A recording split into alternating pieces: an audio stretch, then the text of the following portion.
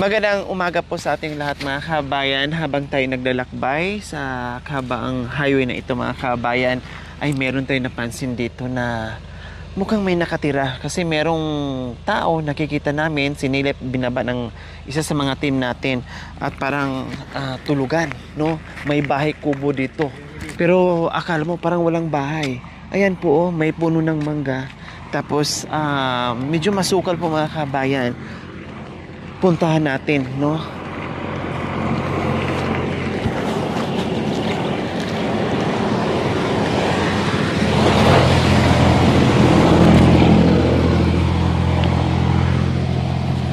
Tao po!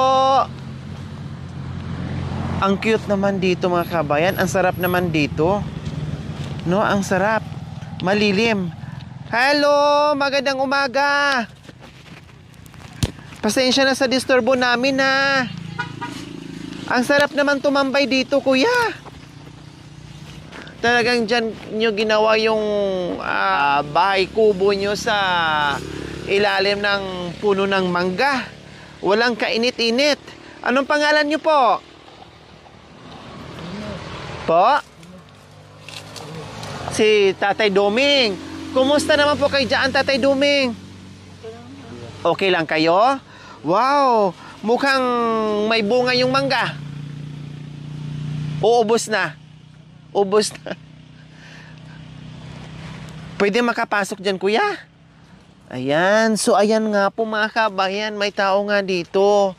No, parang ang sarap tumambay dahil may puno ng mangga.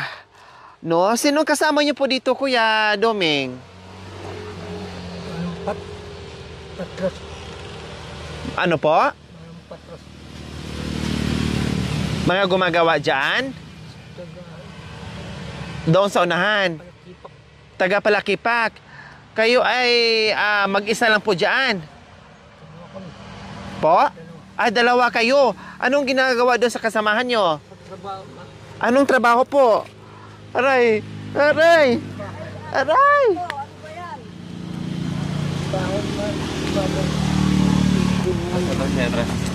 Boy, dagdag na rin. Ayun ang may ano pala ako.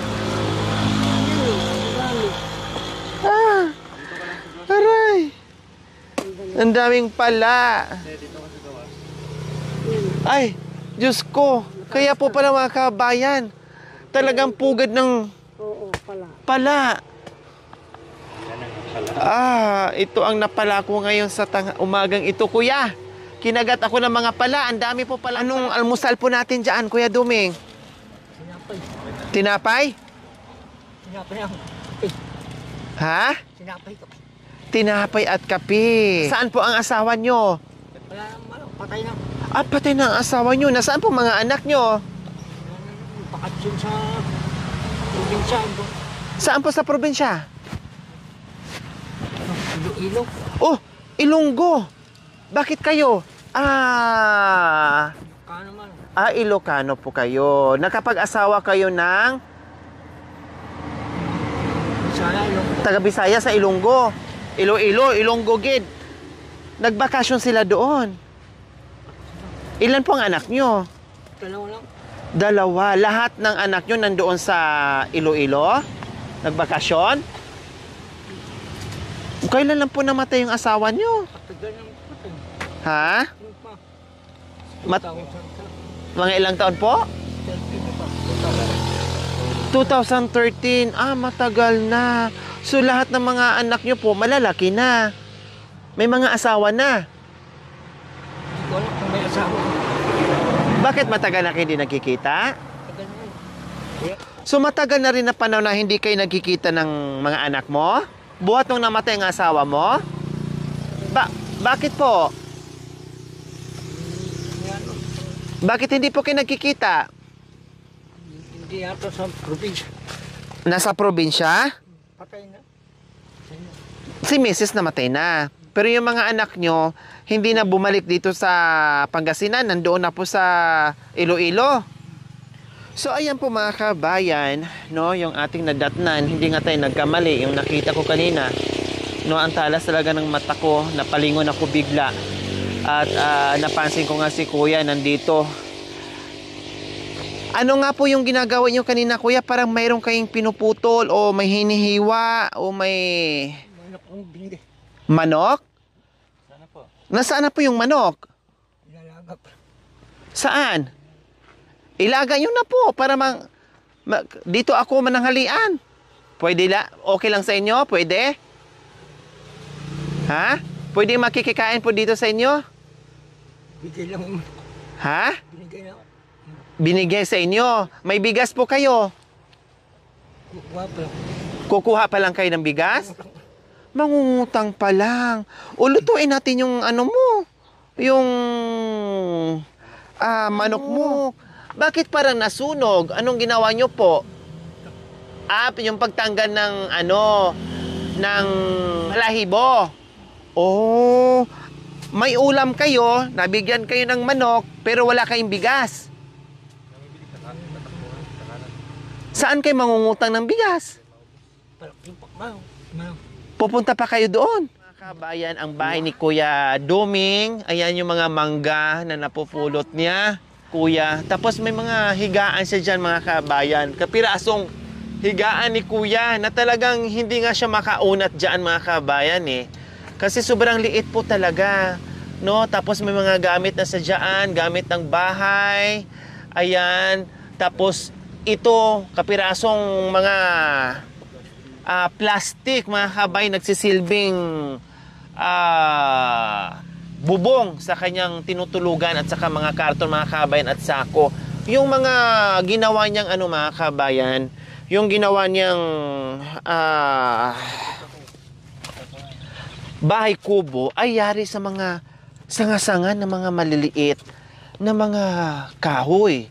Tulad yung mga kabayan, no? Mga kahoy ito na maliliit, mga sanga-sanga nga po.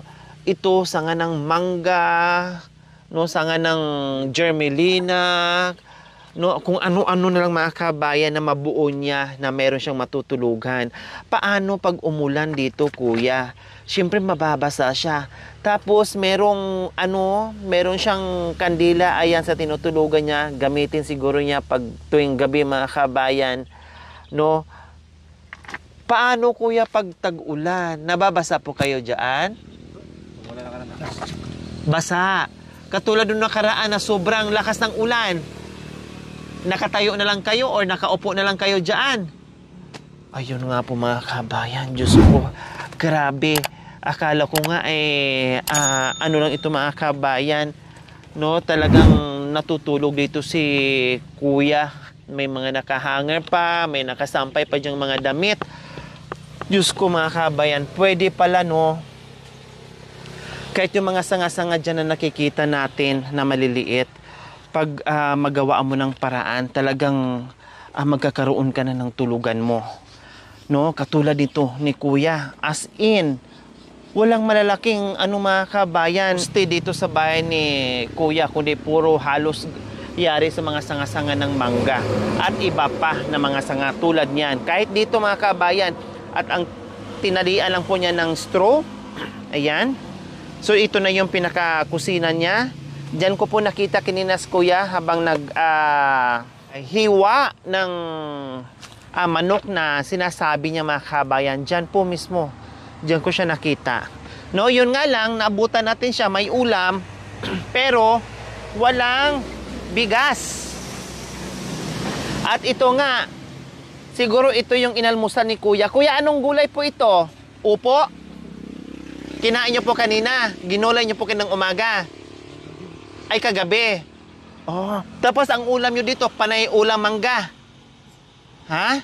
Kasi ang daming mangga eh. Lahat po ba ng mangga na yan ay dito galing? Sa kabila at saka dito. Oh, okay, sige. Tamang-tama, Kuya Domingo. May ulam po kayo. Kuya, Diyos ko. Ilang taon na po kayo, Kuya Domingo?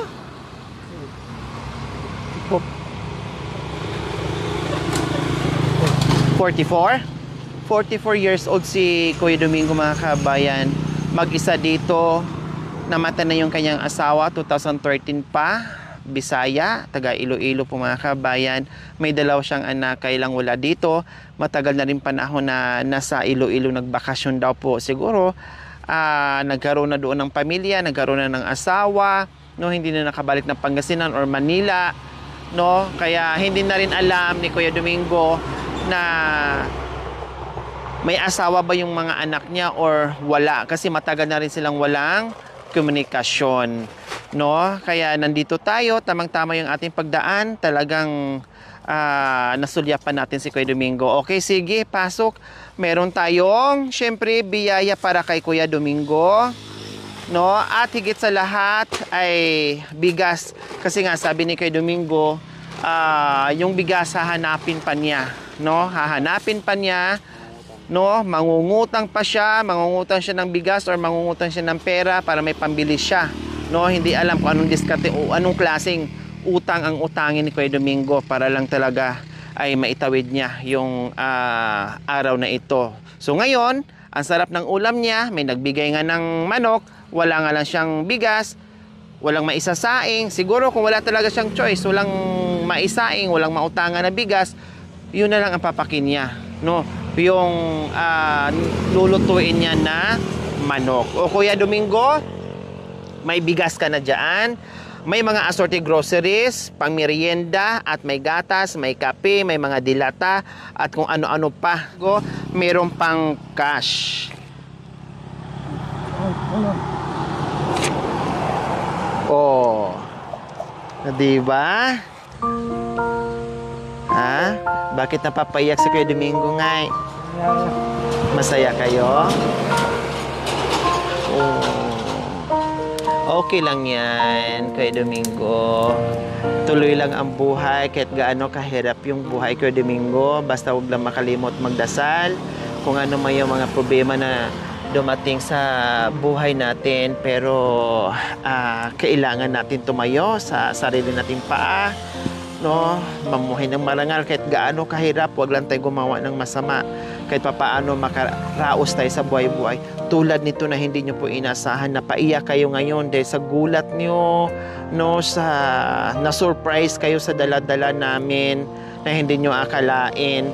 Ngayon ay nakatanggap kayo ng biyaya. Bakit lumuha si Kuya Domingo?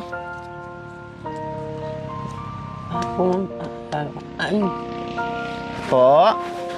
Wala kayong makain. Kuya Domingo, napapansin ko po sa inyo, na-stroke po ba kayo? Hindi naman. May sakit po kayo? Wala naman po. Pero napapansin ko po sa inyo, parang hirap po kayo maglakad. May diferensya po ba yung mga paa nyo? May mga sakit yung mga paa nyo? Arthritis, rheuma. May problema po ba kayo, Kuya Domingo? Ha? Wala naman po? Pinipigilan niya yung emotion niya, no? Pinipigilan niya, nakikita ko. Pero talagang hindi mapigilan yung luha. Talagang sabay pumatak sa mga mata niya, yung mga luha niya, talagang ramdam mo yung kung ano man ang pinagdadaanan niya ngayon. Siguro sa ngayon hindi natin masasabi kung talagang wala siyang problema, no? Mayroon kasing tao, mga kabayan, kahit gaano kahirap yung buhay nila, talagang hanggat maari sinasarili nila yan, kinakaya nila, pinipilit na magiging okay sa harapan ng mga tao, no? Ang importante ngayon, mga kabayan, ay naipadama natin yung pagmamahal, kahit papaano ay nandito na mabigyan natin sa Kuya Domingo ng pagkain, no, ng pagmamahal, na maibsan man lang, mga kabayan, yung iniisip niya. Unang-una po, no, wala niya yung asawa. 2013, so bata pa lang, medyo bata pa, kasi 44 lang si Kuya Domingo. So 2013, so ilang taon na, matagal na panahon, nangungulila. Kuya Domingo, wala naman po kayong problema doon sa mga anak nyo? Wala naman. May tawag, nagtatawagan kayo, may komunikasyon, nag-uusap po kayo? Hindi na po talaga, matagal na panahon. Sa mga anak ni Kuya Domingo Mortos, diyan sa Iloilo, ay maaari nyo pong kontakin kami, no? Mangumusta kayo dahil matagal na po pala kayo hindi nagkikita, nasa Iloilo. Hindi rin alam ni Kuya Domingo kung may asawa kayo no, kung kailan kayo makabalik dito, nandito lang si Kuya Domingo. Kahit papaano ay nakaka-survive, hirap man sa buhay, pero kahit papaano nakasurvive sa buhay-buhay. Maraming salamat po sa ating silent sponsor from Daly City, California. Maraming salamat po sa inyong ginitoang puso. Naway pagpalain po tayo ng Panginoong Diyos sa araw-araw. Naway ibigyan po tayo ng kalakasan ng katawan sa araw-araw. Naway ibigyan pa po tayo ng mahabang buhay. Pang sa ganon, marami pa tayong mapuntahan na tulad nila.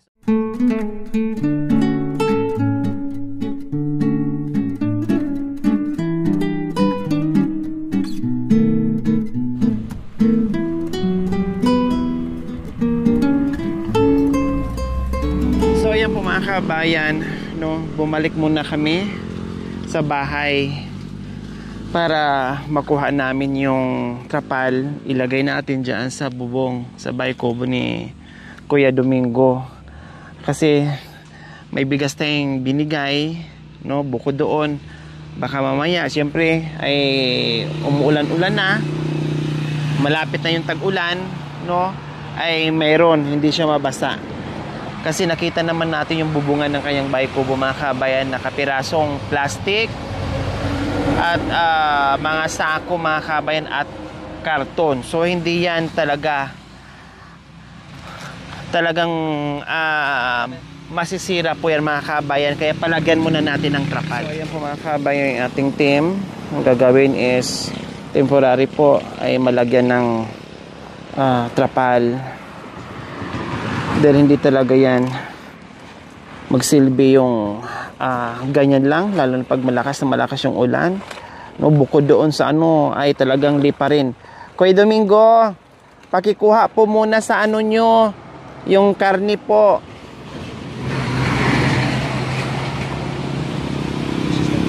Kadilis awit eh.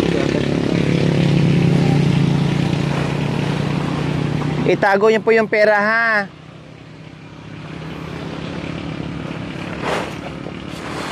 Lagyan po natin, Kuya Domingo, ng trapal.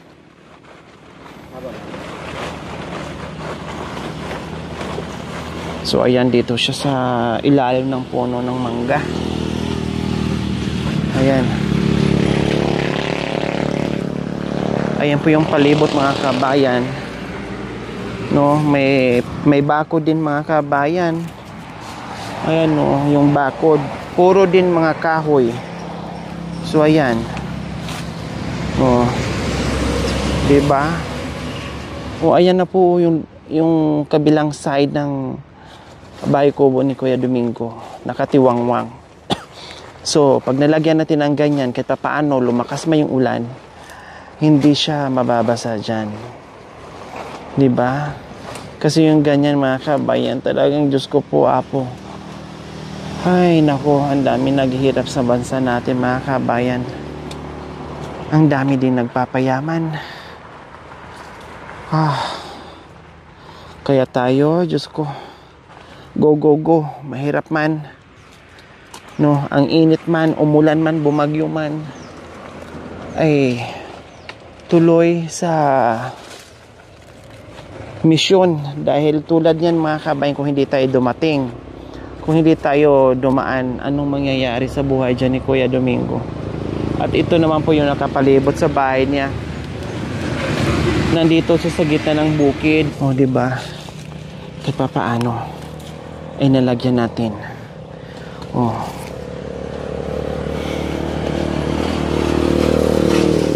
Kasi noong nakaraang gabi, ang lakas ng ulan. So saan kaya pumesto si Kuya Domingo? Malamang nakaupo lang yon. Ito naman po yung kanyang kusina, mga kabayan. Dito naman po siya nagsasaing. Ayan po yung saingan niya. Medyo nasunog na po yan, mga kabayan, no? Pero ito, mga pira-pirasong tiles na pulot siguro. Tapos burner ng Ayan yung lababo ni Kuya. Dito ko siya nakita kanina. Nagsa-chop ng kanyang karning manok. Kuya, ayos na, nilagyan natin ng ng trapal. Hindi na kayo mababasaan yan kahit malakas yung ulan.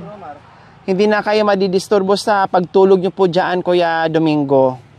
Ito yung kasama niya. So dito, ayan, nakita naman natin puro karton. Ayan po. Saan po yung sandal nyo, kuya? Kanina suot-suot nyo.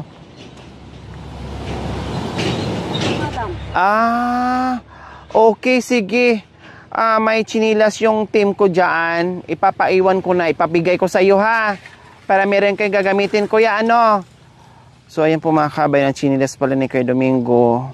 No, ay butas-butas na rin. Nilagyan niya ng karton na kahit papaano ay merong magamit. No, may magamit siya. So, ngayon, may extra yung ating team dyan na dala-dala. Pinakuha ko para ibigay natin ni Kuya Domingo. Si Kuya Domingo, napapansin ko po mga kabayan, no, talagang may pinagdadaanan. At nagpaano na rin ako ng tubig.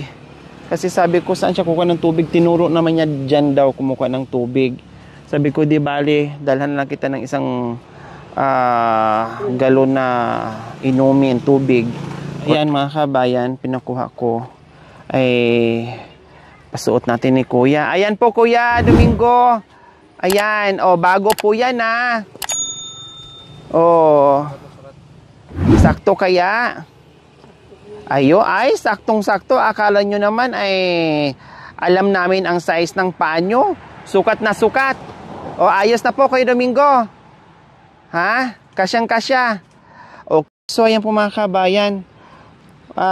Hindi na kami magtatagal. At meron pa kasi kaming puntahan na ibang schedule. So ayan po, Kuya Domingo, yung dala kong tubig. At importante na bigyan na natin siya ng pagkain. Yung inumin niya dyan, plus yung trapal ay naibigay na rin natin. So Kuya Domingo, hindi na po kami magtatagal ha.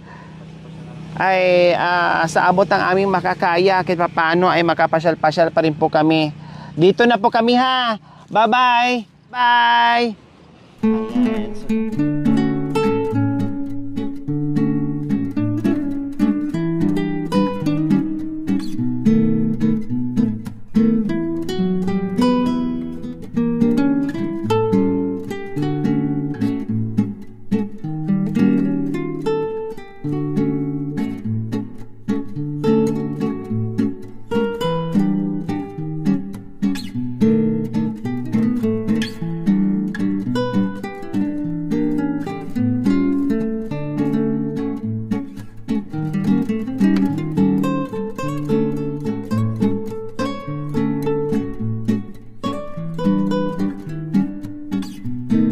Thank you for watching. Don't forget to like, share, and subscribe.